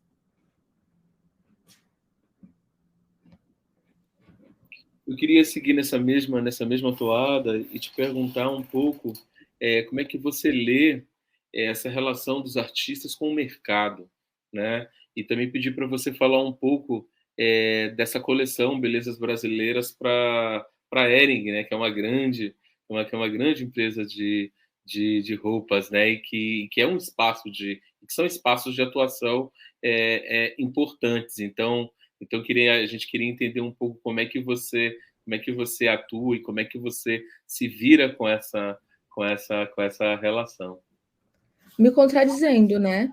Porque, como vocês podem ver aqui, porque, como eu falei, o texto ele está por exemplo, esse texto ele está num lugar muito utópico, né? Porque a gente sabe a realidade desse país e tudo mais. Mas eu acho, assim, eu vejo muitas pessoas tendo a possibilidade de terem, assim como eu, de terem o trabalho alcançando vários lugares, e eu acredito que isso seja importante, sim, porque na mesma medida que é pensar que essas pessoas, a gente está aí trabalhando, né, com uma marca, com tal produto, com tal coisa, ou com uma galeria de arte e tal, na mesma medida que se não for eu, vai ser uma pessoa branca, rica e que vai ser sempre o mesmo perfil. Então, eu prefiro que seja eu ou que seja alguém que não tenha tido essa oportunidade. Eu acho que isso é um ponto importante. Eu sinto que de alguns anos para cá, eu não sei quantos, mas eu tenho sentido isso, né? Eu sinto que algumas narrativas elas têm surgido muito mais, a gente tem ganhado mais espaço, né? E aí, quando eu falo a gente, eu vou falar de homens pretos, de mulheres trans, de homens trans, da comunidade LGBTQI, de pessoas gordas, enfim, essas pessoas que estavam todas num lugar que não tinha visibilidade, elas começam a ganhar esse espaço, contar a sua própria história, e por outro lado, que eu acho isso maravilhoso, mas do outro lado eu sinto que tem as grandes empresas, as grandes marcas, que elas não estão fazendo nenhuma boa ação, elas estão vendo que a história do vencedor, que foi sempre contada, além dela já ter excedido o que ela tinha, assim, não tem mais o que ficar contando disso, né? Ela não tem mais espaço. A gente não quer mais ficar ouvindo, a gente quer contar nossas próprias histórias, né? Então, um pouco do que eu sinto disso é o que eu acabo levando para esses trabalhos. Então, nesse sentido, eu acabo me contradizendo, sim, e é importante eu ter essa consciência, mas, como eu disse, eu prefiro que eu e outras pessoas, né, que são parecidas comigo, ou que vêm de uma mesma realidade, que a gente esteja nesses lugares. E a ideia do trabalho com a Hering, ele vem, né, vem desse lugar, né, de trazer essa série Belezas Brasileiras. Inicialmente a gente ia fazer uma peça e eles vieram com a ideia da coleção, e aí eu topei, falei, vamos fazer. Por primeiro que eu já tinha essa memória com a minha mãe, né, essa coisa da moda, do tecido, da roupa, da textura, então eu já tinha esse lugar afetivo dentro de mim, e foi a oportunidade de trazer isso para fora. Assim como eu tinha feito com a Naya Violeta, né? A Naya, ela foi, se eu não me engano, ela foi a primeira estilista da região centro-oeste a participar do Fashion Week. E ela é uma mulher preta. Então, esse lugar da moda começou com ela, né? Inclusive, a gente esse ano vai trabalhar juntos, tudo correr bem aí no Fashion Week aí do meio do ano. Ela tem um trabalho maravilhoso, que é o New... Ai, como é? New Sertanejo, que ela traz essa ideia do sertanejo, nessa coisa do Goiás, ela traz para essa coisa mais contemporânea, assim. E então o trabalho com ela foi o primeiro momento, que foi a primeira oportunidade que eu tive de ver o meu trabalho num tecido, né? E aí depois foi esse trabalho com a Hering, né? Que é uma coleção que eu acho muito bonita, gosto muito das peças, e eu acredito que tem uma possibilidade também, porque aí você fala, quando você fala dessa questão de mercado, né? Hoje eu tenho uma representação com a Luiz Maluf, mas eu sei que, por exemplo, uma pessoa, ela não tem, a grande maioria da população não tem dinheiro para comprar uma tela, uma tela e pagar mais de 8 mil reais. Mas eu sei que essa pessoa, ela pode, por exemplo, ter 150 reais e comprar uma blusa. Ela pode ter ali 30 reais e comprar um livro. Então, inclusive, voltando para uma coisa que o Kleber comentou desse lugar múltiplo, né? Perguntou, e eu comentei, eu acho que isso também é importante, sabe? Ter essa possibilidade de estar nesses lugares, assim, de poder ir caminhando. Agora, no ano passado, eu lancei com a Pinacoteca de São Paulo, a gente fez uma coleção para a loja da Pinacoteca. Então, tem caneca, tem caderno, tem pôster, tem várias coisas. E eu acho que isso não desvaloriza o meu trabalho, junto da galeria, tipo, não dá para comprar um quadro. Não, dá. Quem tem dinheiro, quer comprar, por favor, compre, pode comprar. Mas quem não tem esse valor e gostaria de ter o meu trabalho, eu acho que é importante ter também, né? E se a pessoa que hoje ela tem esse valor para comprar uma caneca, mas se no futuro ela tiver a possibilidade de comprar, que eu espero que tenha, possibilidade de comprar uma tela muito mais cara, compre também. Então, eu acho que é esse lugar, sabe, de ter essa possibilidade, eu acredito nisso. Eu penso que eu não gostaria de limitar o meu trabalho no sentido de, porque assim, eu tenho 2 representações, né, hoje. Uma é com a La Barraque, que estão todos os meus trabalhos de ilustração e marca, eu tenho essa agência, né, que é uma agência de criativos, e aí tem a Luz Maluf, que são os trabalhos de pintura, os trabalhos artísticos, né?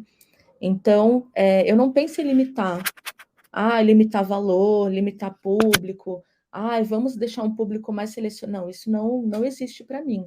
Então, eu acho que para o artista tem esse lugar, assim, de como você quer, onde você quer que o seu trabalho chegue também, sabe? Eu acho que não desvaloriza e não supervaloriza também.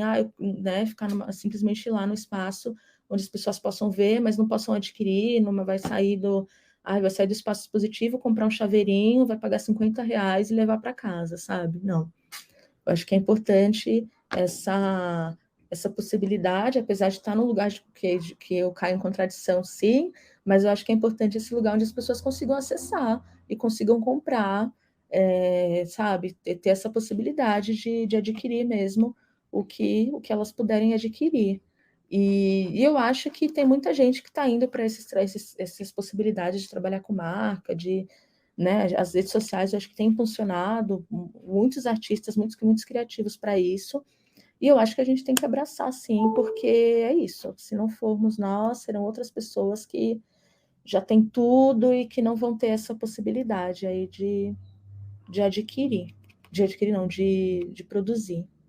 Não sei se eu respondi também, que eu fui fazendo vários nós aqui.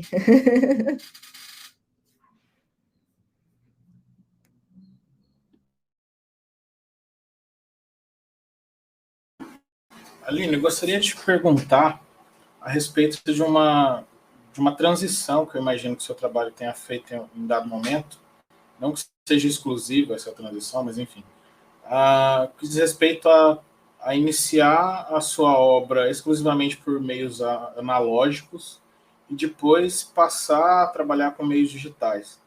Queria saber como foi essa transição do ponto de vista da forma de criar artisticamente para você contasse um pouco desse processo, mas também de como você percebe um feedback do público, né? Como a audiência se manifesta, como você consegue perceber, se você consegue perceber diferença nas formas de se manifestar essa audiência. Ai, polêmica. Sim, eu percebo sim. Eu sinto que o meu trabalho ele fez um zigue-zague, porque tem esse momento que eu inicio, que eu estou ali desenhando, começo a ir um pouco para o grafite, que é esse lugar, esse momento que eu estou bem novinha e vou para a rua.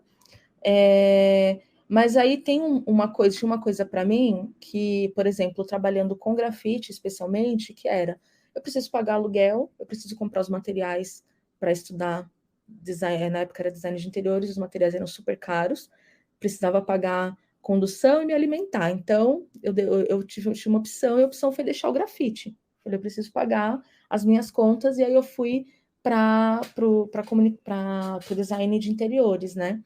E aí, depois disso, na comunicação, eu continuei fazendo o que eu fazia em casa, para mim, e aí na comunicação visual, eu achei esse lugar da ilustração.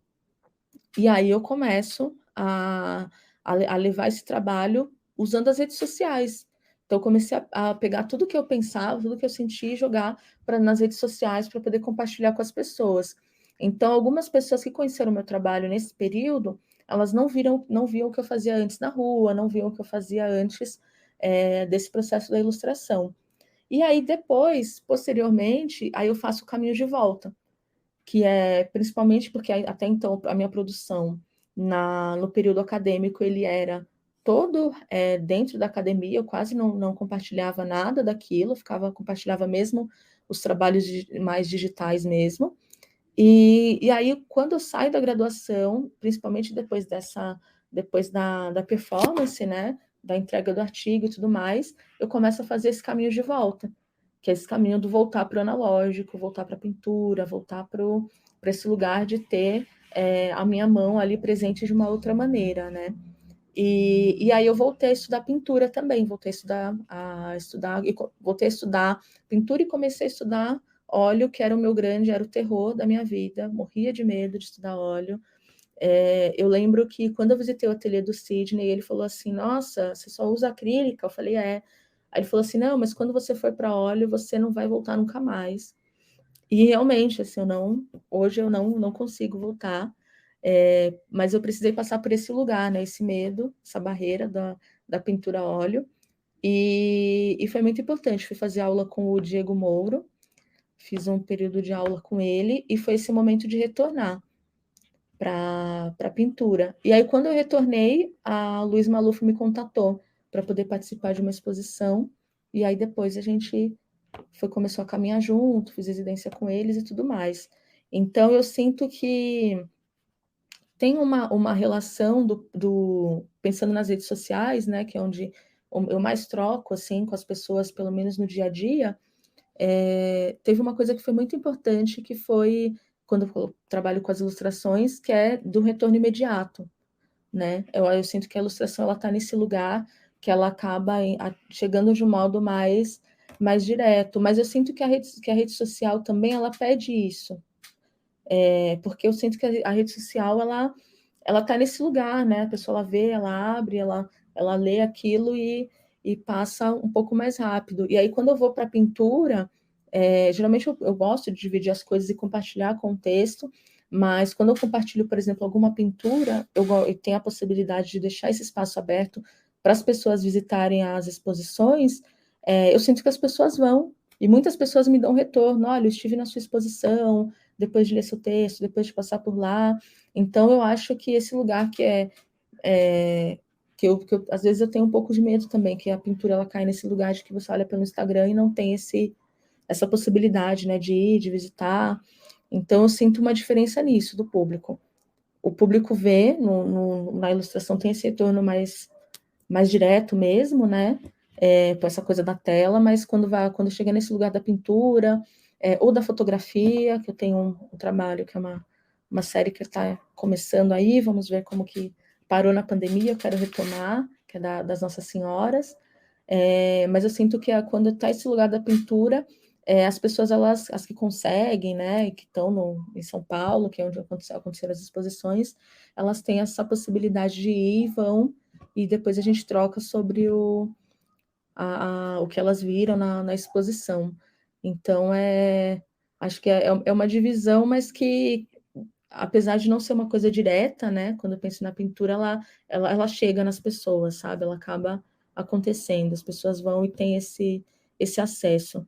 Mas é isso, as redes sociais, elas estão aí, assim, de um modo muito, né, você abre e tá ali para você ver, para você poder acessar, né?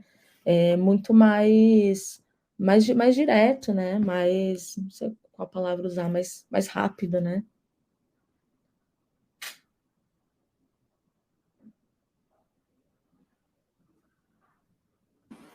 Aline, agora encaminhando para a nossa última pergunta, então, gostaria que você falasse um pouco sobre como é a experiência para você na participação de residências artísticas. Sim, eu tive uma que foi essa minha primeira residência, e foi muito especial. Apesar de não ter saído do estado, ela foi muito interessante, muito especial, porque ela foi nesse contexto de pandemia. Então, eu não saía de casa há muito tempo.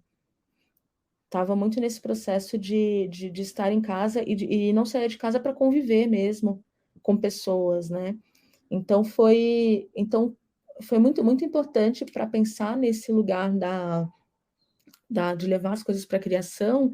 Foi muito especial esse momento novo, né? Porque era no centro, ali na região da Barra Funda, então aqui na região central. Então foi olhar para a cidade, ver a cidade de uma outra forma, ver as pessoas ocupando a cidade de uma outra forma. E para a produção foi muito especial, porque a gente teve, nessa residência especial, a gente teve um acompanhamento com a Carol Laureano.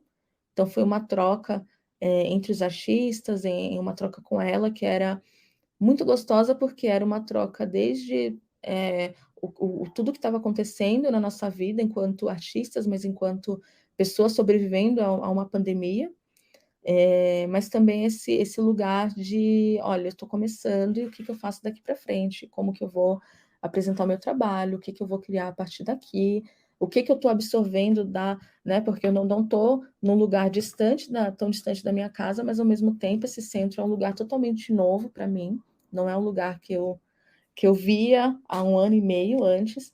Então, essas trocas elas foram muito importantes. E eu acredito nesse lugar da residência como esse lugar mesmo, né, de troca, esse lugar de imersão. Eu acredito muito nessa possibilidade de imersão, de você estar conectado com o que você está fazendo, que eu acho que é uma oportunidade que algumas pessoas não têm, que para algumas pessoas, eu sinto que algumas pessoas elas têm, e eu acho que entra a questão da academia, né? Algumas pessoas elas têm a possibilidade de ter uma criação incrível, mas nem sempre conseguem se inscrever para participar. Então, já tive pessoas que às vezes me contataram e falaram, olha, eu quero participar de tal coisa, eu não sei fazer uma carta para me apresentar, como que eu faço? E eu sinto que a academia, por exemplo, nesse campo, ela ajuda nesse sentido, né? E eu acredito na residência como uma extensão disso, uma extensão desse lugar, para que as pessoas tenham essa possibilidade de desenvolverem, de trabalharem um autoconhecimento também do seu trabalho, de poderem se observar e terem ali, a partir dali, darem um outro passo, né?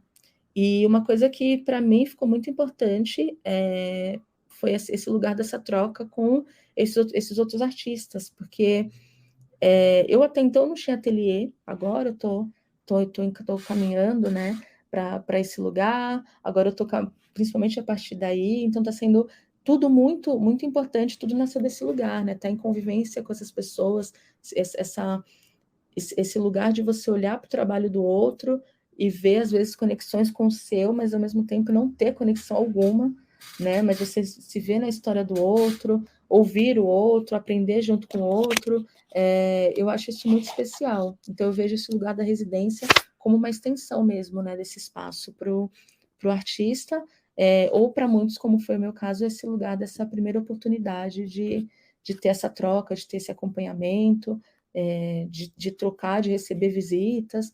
Eu acho que é especial demais. Eu espero que venham outras e outras e que eu tenha oportunidade também de participar de outras e outras para levar o meu trabalho aí, poder crescer um pouquinho mais a partir dessas experiências. Uma coisa que você falou é que a experiência do grafite foi uma experiência que ela foi curta, né? Mas, no entanto, todos nós que vivemos em São Paulo, em algum momento já nos deparamos com aquela obra linda da Lélia Gonzalez, lá no centro, pertinho do Minhocão. Eu queria que você falasse um pouco sobre a composição daquela obra, e também da maneira como que você tem trabalhado a questão de gênero nos seus trabalhos, né? Você acabou de mencionar, a gente queria ouvir aqui uma palhinha dessa série que você começou na pandemia, mas que está interrompida agora. Se você pudesse também falar um pouquinho sobre isso, a gente ia adorar. Sim, a contradição, né, gente? Porque eu não sou grafiteira, mas tenho trabalho na Empena. Agora tem mais uma que saiu agora, também está no Minhocão. Nós finalizamos semana passada. Essa Empena em homenagem à Lélia foi um convite da Mostra Brasileiros. Então nós somos em 7 artistas, e foi uma Empena em homenagem à Lélia, partindo desse lugar principalmente, né, do que a Lélia, quando a gente conversou, né, eu e os curadores, sobre o que a Lélia traz sobre o português, né, esse lugar e esse lugar brasileiro mesmo. E aí o pessoal falou, olha, quem mais pode falar, né? Que figura pode representar esse lugar dos brasileiros, se não Lélia Gonzalez, né? E a criação foi muito especial, porque era um processo em que eu ia criando, conheci os familiares da Lélia online, né? Mas a gente conversou sobre isso. Quando eles viram, foi muito especial, muito emocionante. E a composição dela tem a figura da Lélia, mas também tem o caju, também tem o São Jorge, também tem uma figura de um indígena e também tem a figura de uma congada. Porque eu pensei nesse lugar quando eu pensei nessa ideia dessa mostra, que vai falar desses corpos que estão no país, né? Primeiro eu falei, bom, não vou conseguir representar tudo, porque o nosso país ele é um país que ele é cheio de coisas, né? Não tem como eu trazer uma representação que seja, como eu posso dizer, tão plural. mas eu escolhi alguns elementos específicos. E quando eu pensei nesse lugar do caju, foi um pouco da continuação daquele lugar da performance do que eu falei da tapioca, da cocada, né? A gente pensar também na feijoada, né? Que é esse lugar do que a gente tem aqui na nossa terra, mas que está indo para, muitas vezes é exportado, às vezes nós nem temos acesso, né? Essa comida, essa questão gastronômica mesmo, né? Do que é nosso. Então, foi muito nesse sentido de pensar nesse lugar, né? Nessa raiz brasileira que é literalmente, né? Tá nesse lugar de flora e de não sei nem de flora porque a gente está falando de comida, né? Mas que está nesse lugar da natureza, assim. Eu trouxe essa figura da Lélia, porque ela era a homenageada, mas também tem a figura do indígena, pensando mesmo nisso dos primeiros povos, né? E eu tenho uma memória da graduação onde eu escutei uma pessoa falar numa aula de antropologia cultural. Eu escutei uma frase assim: eu fico tão triste quando eu vejo os índios usando celular, usando tênis, porque eles estão deixando de ser, sabe, quem eles são, eles estão perdendo as raízes deles. E eu acho que a gente discute pouco sobre. A gente agora tem começado a discutir, mas ainda não tem, as pessoas não têm acessado esse lugar, né? Dessa figura desse indígena, né? Como que ele vai deixar de ser indígena porque ele está de tênis, porque ele está com o celular, né? E ao mesmo tempo é esse lugar de você colocar o outro no lugar de lado, deixá-lo de lado mesmo, e não deixar que ele acesse nada. Então, é quase infantilizar, né, essa figura, né, do coitadinho, do pobrezinho. E o indígena que eu coloco nessa empena, ele tá de tênis, tá com diadema e tudo, mas ele tá de tênis, né? E a figura da congada, ela vem para mim também nesse lugar dessa raiz, nessa raiz brasileira, na raiz pensando nas nossas tradições, né?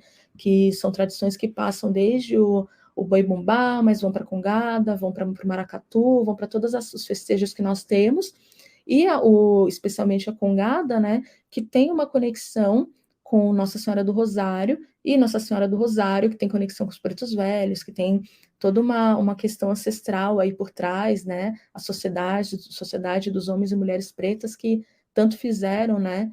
Para poder trabalhar libertando pessoas, né? E depois, posteriormente, a escravidão, trabalharam tanto para que essas pessoas pudessem ter uma dignidade humana. Então, quando eu pensei nessa congada, né, de deixar, foi pensando nesse legado que a gente tem das congadas e dessas sociedades, né? Porque que isso é tão importante para a gente não esquecer, de fato, essas pessoas, né? O passado, desse passado tão importante, que a gente tem um passado muito dolorido, mas também tem coisas que foram muito importantes para a gente poder sair desse lugar, né? Então, pensei em registrar isso como memória, né? Deixar ali nessa empena para deixar como uma memória de fato de todo esse histórico aí que a gente tem e que forma esse lugar. E você tinha uma outra pergunta que eu acho que eu esqueci, que eu fui falando aqui da Lélia. Era sobre essa série das senhoras que você começou na pandemia e interrompeu. Sim, eu comecei um pouquinho antes da pandemia. Eu participei de um trabalho, participei de um trabalho na Adelina Cultural, participei de um edital, e aí nós criamos uma série, na ideia que cada artista criasse uma série a partir dali. E eu criei a série Assunção. E pensando nessa série, a ideia é fotografar mulheres pretas vestidas de Nossa Senhora Aparecida. A série começou com 3 fotografias, aí veio a pandemia, eu não tive a oportunidade de continuar, espero no melhor momento conseguir dar continuidade, mas a ideia é fotografar diversas mulheres pretas, inclusive mulheres cis, mulheres trans, com diversos tons de pele. E uma coisa que é muito importante para mim, né, eu tenho um carinho muito grande pela figura da Nossa Senhora Aparecida. A minha mãe é uma grande devota da Nossa Senhora Aparecida, né? A gente fala bem da Cidinha lá em casa, né? A Cidinha, né? Que é esse carinho que a gente tem pela Nossa Senhora Aparecida. E foi muito importante estudar o histórico, porque já tinha uma coisa que eu pensava sobre essa figura da santa. Então, se essa figura que ela é toda preta, que foi encontrada por pescadores, ela passa, né, a ser cultuada, mas para ela ser cultuada, ela precisou passar por um histórico onde os portugueses, eles de fato viram que eles não iam conseguir ir contra aquele culto, então eles, vamos trazê-la como padroeira, né, do país, mas ela é uma santa que tem esse histórico, ela vem desse lugar dos pobres, e que ela passa a sofrer diversas violências, né? Ela se eu não me engano, na década de 80, ela teve um cara que entrou na igreja e destruiu a imagem, né? Então a imagem ela foi destruída em pedacinhos, ficou por anos sendo restaurada no MASP, inclusive a restauradora da imagem, ela é do MASP. Quando ela foi restaurada, ela voltou para a Basílica. O padre que tomava conta da imagem, né, tem um padre que ficava responsável, isso era na Basílica Antiga, ele levou essa imagem para casa para poder clarear a santa. Ele falou assim, não, porque Nossa Senhora não é preta, então a cor dela não é essa, então essa santa essa imagem sofre mais uma violência, o padre é afastado, ela volta de novo para restauro, então assim, ela não ficou nem um mês exposta, novamente voltou para o restauro. E aí tem aquele clássico, né, dos anos 90, que o pastor chuta a imagem de Nossa Senhora Aparecida em rede nacional no dia 12 de outubro, né, na Record. E isso me fez pensar sobre essa relação dessa figura com essa santa especificamente, porque a gente está falando de uma santa que é preta, que tem a pele preta. E aí, ao mesmo tempo, a gente tem um país onde nós temos temos um feminicídio em alta, e que atinge especialmente as mulheres pretas, e que a gente tem uma santa, que ela é padroeira, preta, que a figura dela passa por todos esses tipos de ataque, e que 12 de outubro, apesar de todo esse contexto, a gente tem romarias e romarias que vão até a Basílica para poder agradecer, para poder ajoelhar, para poder rezar, né? Então, eu fico pensando que a partir dessa figura, né, de pensar em fotografar essas mulheres, quase aquela figura dos santinhos, né? Então elas têm o manto, tem a coroa de Nossa Senhora Aparecida, mas pensando mesmo nesse lugar, né? Nessa figura dessa mulher preta dentro da nossa sociedade, tanto nesse lugar dessa santa preta que passa por todas esses ataques, mas essa mulher preta também.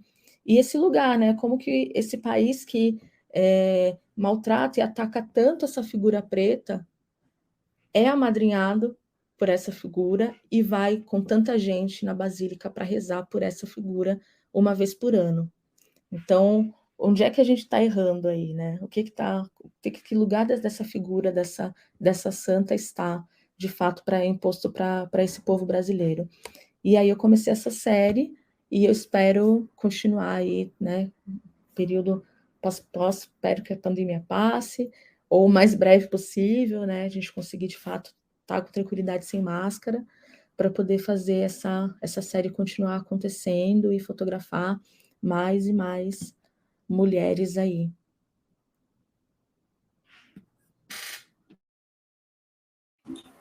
Bom, Aline, acho que é isso. Encerramos aqui a entrevista. Muito obrigado pela sua disponibilidade. Tenho certeza que os ouvintes de Gargalheira adoraram aqui a nossa conversa. O prazer é meu, fico muito feliz. Muito obrigado, Aline. Foi ótimo te receber. Foi incrível. Foi uma excelente conversa, um excelente diálogo. Fico agradecida, de verdade, gente. Um beijo para vocês.